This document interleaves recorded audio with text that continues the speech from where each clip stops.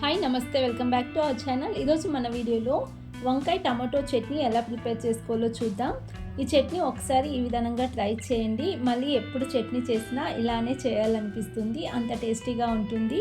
రైస్లోకి, చపాతీకి, రాగి ముద్దకి మూడింటికి చాలా టేస్టీగా ఉంటుంది. ముందుగా స్టవ్ పైన ఒక బౌల్లోకి సగం వరకు వాటర్ని తీసుకుని ఇందులోనే 5-6 వంకాయలను పుచ్చు లేకుండేటివి చూసి వేసుకోండి. అలాగే 8 పచ్చిమిర్చిని వేసుకుంటున్నాను. అలాగే 3 టమాటోస్ వేసుకోండి. వీటిని ఒక 70% వరకు ఉడికించుకోవాలి. మీడియం ఫ్లేమ్లోనే ఒక 4-5 నిమిషాల పాటు ఉడికించుకుంటే సరిపోతుంది. 4-5 నిమిషాల తర్వాత స్టవ్ ఆఫ్ చేసేసుకోండి.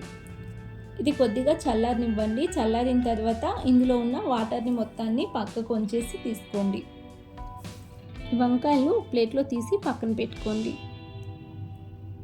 వంకాయలను మధ్యలో ఓపెన్ చేసి పెట్టుకోండి, అలా అయితే తొందరగా చల్లారుతాయి.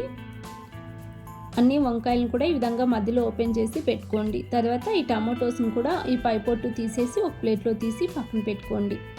అలాగే రుచికి సరిపడా సాల్ట్ వేసుకుని ఒక పప్పు గుత్తితో ఈ విధంగా మ్యాష్ చేసుకోండి. ఇప్పుడు టమాటోస్ని కూడా వేసుకుని మ్యాష్ చేసుకోండి. తర్వాత ఈ వంకాయలను ఒక్కొక్కటిగా ఈ విధంగా చెక్ చేసి వేసుకోండి. అన్ని వంకాయలను కూడా ఇలా నీట్గా చెక్ చేసి వేసుకోవాలి. మరొకసారి ఈ విధంగా మ్యాష్ చేసుకోండి. చట్నీ ఈ విధంగా ప్రిపేర్ చేసుకుని పక్కన పెట్టుకోండి. తర్వాత స్టవ్ పైన ఒక ఫ్యాన్ పెట్టుకొని 2 స్పూన్ల ఆయిల్ వేసుకుంటున్నాను. అలాగే ఒక 1/4 టీ స్పూన్ ఆవాలు, జీలకర్ర వేసుకుని ఫ్రై చేసుకోండి.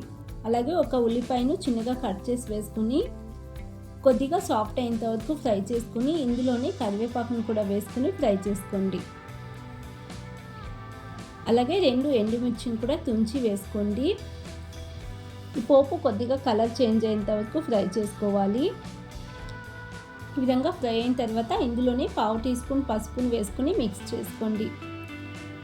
అలాగే మేము రెడీ చేసి పక్కన పెట్టుకున్న చట్నీ వేసుకుని ఈ పోపు మిక్స్ అయ్యేలా ఒకసారి మిక్స్ చేసుకుని స్టవ్ ఆఫ్ చేసేసుకోండి.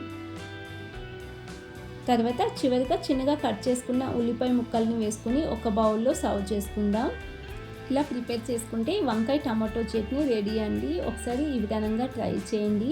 ఈ చట్నీ రాగి ముద్దకు చాలా బాగుంటుంది. చపాతీకి, రైస్ కూడా చాలా టేస్టీగా ఉంటుంది. తప్పకుండా ఇలా ఒకసారి ట్రై చేయండి. రెసిపీ నచ్చినట్లయితే ప్లీజ్ ఛానల్ని సబ్స్క్రైబ్ చేసుకోండి, లైక్ చేయండి, షేర్ చేయండి. Thanks for watching this video.